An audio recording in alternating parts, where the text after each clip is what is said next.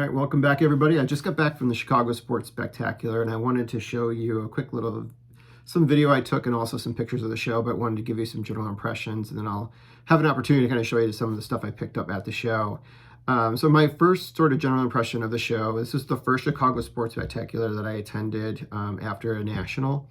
They have these 2 times a year, sometimes 3 times when they don't have the Chicago, or when they don't have the national here during the summer. So next year they'll probably do a March show, a June show, and then a fall show. So they do it 2 to 3 times a year, 2 times for sure. So this was the fall show that they have just about every single year for as long as I can remember. So unlike last year, the crowds were a little bit more sparse. There wasn't as many long lines for the autographs, and a lot of the vendors weren't that busy. They also seemed to be less vendors than there were at the previous show. When I went last November, it was pretty packed. It was pretty busy for the 3 or 4 hours that I was there. Whereas this one, you could talk to the vendors, you could take your time going through cards. You didn't have to feel like you had to kind of be interrupted by people selling cards or trying to buy cards when you're talking with the dealers themselves. It was pretty easy to be able to kind of get their attention and talk to them, and also get the things you needed and make offers for things. There wasn't as many people I noticed trying to sell things, even though all the dealers were having had little advertisements out that they were interested in purchasing new cards. But it didn't seem to be as many people doing that, at least on Friday. It could change on Saturday and Sunday. They might have people with the Pelican cases trying to sell their cards. There was definitely a lot of modern cards and modern card booths and Pokemon booths, and a lot of like younger dealers in general. I kind of noticed that were at the tables, I think, trying to sell their cards, and it didn't seem like they had a very deep inventory in a lot of those situations, but they had a lot of like really high valued items at their tables. So they probably like make their show by selling, 4 or 5 of those things pretty quickly. Whereas they don't do like sort of the slow burn of having a lot of things for people to buy at a variety of different values, from 50 cents all the way up to hundreds and thousands of dollars. The vintage dealers were definitely there, and that's mostly the pictures that I took, because that seems to be what I tend to collect, is more vintage items. And range. They had the heritage auctions there. A couple different auction houses had things there for purchase. Not quite the depth that you saw at the National for sure, but definitely there had a lot of rare items, or very expensive items, or like really high grade items from vintage era cards, and autographs, obviously, that were low numbered for modern stars across some of the more popular sets, were all featured there. And obviously they were advertising their upcoming auctions. There, the graded card companies were there. I didn't see a PSA, but SGC was there, CGC was there, and they seemed to have a pretty good presence. I went to the SGC booth, and I'll talk a little bit about that when I kind of do my wrap up and show you some of the things I got. And that was a real painless and easy experience, just as it was at the National. But just in general, it was not as busy as it was in just even this past March or the previous November, which kind of makes me wonder, are people having card show fatigue, especially coming off the heels of the National here in Chicago 4 years ago. All right, so I'll be turning the camera around here in a minute and kind of show you some of the things I got and talk further about the show, but I wanted to kind of show you some of the pictures I have and some quick video that I took. It wasn't a lot of video, but I'll get a chance to put that in there, and then we'll wrap back up here. Here we are again. I just dropped my cards off at SGC. The autograph lines are behind me. This just opened. Actually won a free autograph when I came in here, or at least an autograph opportunity. I'm going to try and find a card of this guy, a former Dallas quarterback from the late 60s, early 70s. I'm going to try and find his card so I have something signed later. And I'll keep searching around for the stuff I need for myself.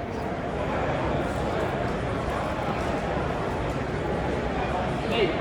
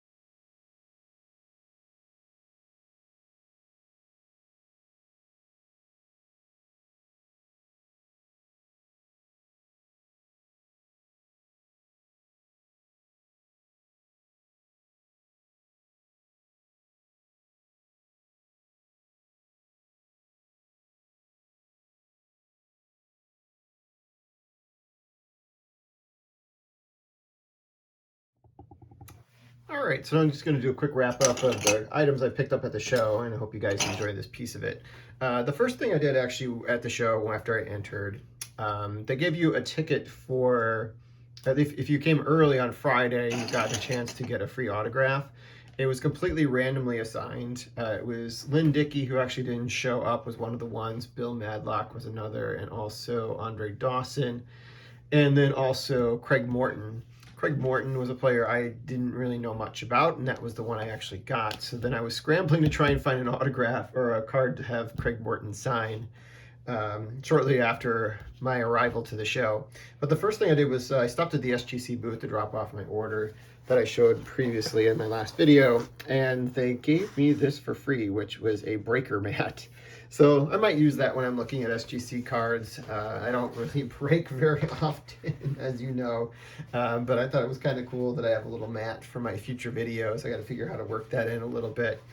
Again, great customer service at SGC. I can't say anything but the best about the way the process went when you're doing grading and dropping it off. They had a lot of laptops there for people to be able to fill out submissions while they were there. And then if you brought your stuff ready to go, I was in and out of there in 2 minutes, and they gave me that free mat, which I thought was a pretty nice giveaway.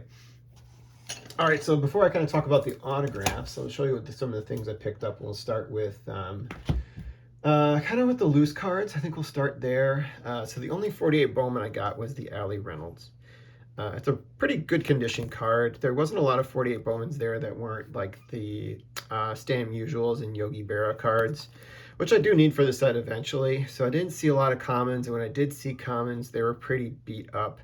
I had a better selection at the National. So this is a set I'm probably going to have to use eBay quite a bit or some other online entities to be able to kind of finish the common parts of the set, because it was very hard to find cards for that set at the show.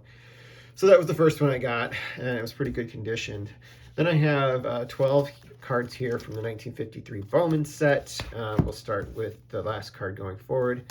Got Billy Goodman from the Red Sox. When I'm looking at these cards, and turn off the fan so you don't get that bad reflection there, I'm trying to find ones that don't have creases. I'm trying to find ones that don't have writing on them. I'm trying to find ones that don't have like noticeable creases and marks and things on the cards or any writing on the back. So it took a little time for me to find them. A lot of the dealers were asking a lot for the commons for the cards, and they did look in really good shape, so I'm not going to deny that. It was just more that I was kind of willing to spend for commons for the set, so I had to be pretty picky to try and find them. It was easier at the National to try and find those cards.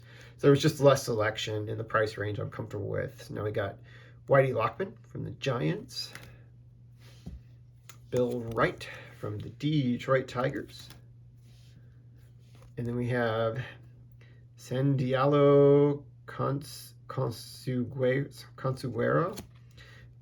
Help me if I'm pronouncing that wrong. I'm sure somebody knows who that is, but this is for the Washington Senators and how to correctly pronounce his name. Harry Simpson, who's a replacement. The card I had in my set so far had a bunch of crayon on the back, so this one is Mark Free from the Cleveland. The White Sox here, got Sal Groven. Another White Sox, Billy Pierce. Ted Gray, from another one from the Detroit Tigers. Got Jim Wilson from the Boston Braves. Walter Hoot Evers from the Boston Red Sox. This is really good condition. It's really well, nice and centered too. Cool picture too, like the multiple bats kneeling down. Pretty cool image. Bob Friend from the Pittsburgh Pirates. That's marking there is actually on the card saver itself. It's not on the card. And finally, Art Hootman, also from the Detroit Tigers. A lot of the cards I still need. This brings me up to, I think I'm in the 90s now, so I'm close to about 100 cards for the set. I need a lot of the Yankees of all the teams that I don't really have well represented here. And the Dodgers seem to be the ones where I'm missing a lot of cards, at least for teams. And of course, the big Hall of Famers, I'm still kind of missing a good majority of those cards outside of the Stand Usual. Then I have some graded cards to kind of show off. So first card's going to tie into the other. So I did find a Craig Morton card. I got him signed at the end of the day. When he picked up this card, he goes, "Oh, you found a card from my hippie days." So he kind of enjoyed that one and was giggling as he signed it. Very nice man. It looked really good shape for being 80 years old. The card itself is, I see it's greatly off center, but it's okay. It was nice and clean for the autograph, and that's what I was looking for. But you know, the card itself is probably like 25, 50 cents. So the dealer I bought it from, I'm like, I got to buy something else from you because I just don't want to like pay 25 cents for a card. And you probably don't want me to either. So I was able to find one other thing in his case that was of note to me, and this was the 1956 Duke Snider. I don't know what the Duke of Flatbush is looking at this card, but I like the image of him crossing home plate there and shaking hands, I think, with a bat boy in that situation. This is one of the great backs for the 56 set. Got a little bit of wax stain on there, but otherwise it's in pretty good shape. It's not perfectly centered top to bottom. This corner here is a little beat up, so it's deserving of a 4. But the card's got good coloring and good registration, and that's perfectly fine with me. So beautiful, Duke Snider. So I was able to pick those guys up from the same dealer, and that's also the card that I got autographed later on in the show. This one was a standalone purchase. I tried to actually work out a deal for also a 49 leaf Luke Appling that was SGC 1. It had quite a bit of paper loss on that card, so he was asking 100 for it, and I was trying to get this card and that card together in a deal, and maybe be willing to pay a little bit more for the card I show you in order to kind of offset the price I wanted to ask for the Luke Appling, and he just didn't want to come down, and I didn't think the card was worth as much with the notable paper loss both on the front and back. But either way, we still settled on a price for the 1953 Bowman Color Worn Spawn, which is a card I needed for my set. This is only a 2. And certainly the centering on this one is not good top to bottom. But the corners and the edges are in pretty good shape. There's a slight crease here if you look really closely. But it really presents well, and I'm pretty happy with the card overall. So we'll go ahead and like put Warren Spawn over here, and this is the 13th card for that set I picked up today. I'll put the Duke of Flatbush over here too, right that card. There we go. Put Duke Snider in the corner.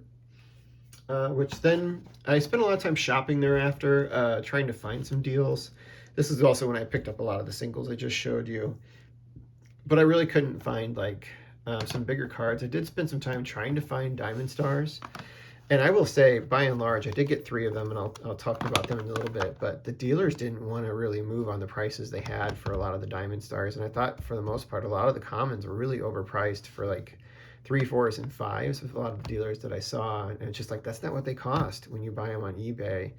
But finally, I ran into a dealer where his prices and what I was negotiating were totally aligned. I think he knew what current comps were, and so he wasn't trying to like, you know, get a ridiculous price for a card there. So we were able to pretty much work off the comps on eBay for the cards, the 3 cards I'm going to show you here. They're all commons, but again, 3 commons I can take off the list, which brings me up to 36 unique cards for the set. So the first one is card number 5, and this is Tom Bridges for the set.